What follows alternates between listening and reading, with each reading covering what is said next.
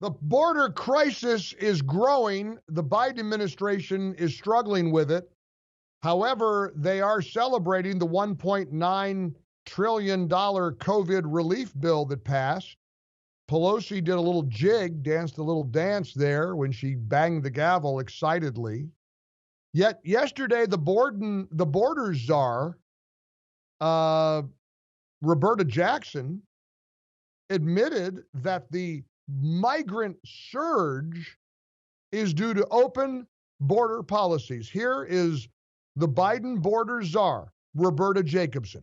Madam Ambassador, do you think it's a coincidence that as soon as Trump and his immigration policy were on the way out and Biden and his stated policy were on the way in, this historic surge at the border started? Well, first of all, one of the things I think is important is we've seen surges before. Surges tend to respond to hope. And there was a significant hope for a more humane policy after 4 years of, pent-up demand.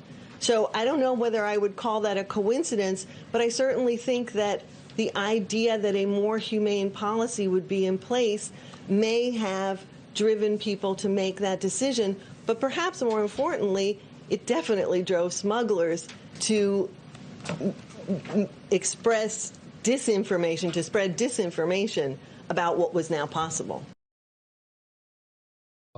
Surges tend to respond to hope for a more humane policy. That's good. Now you got to give this lady credit because that's creative. Now that's putting the thinking cap on. Now, how am I going to answer these kids that are back in cages again? They're squeezed in. They're incarcerated because we got thousands of unaccompanied minors. Oh, my gosh. What are we going to say? Oh, yeah. Surges tend to respond to hope. I like that. Now, this is a lady that I want on my team. I could use some help.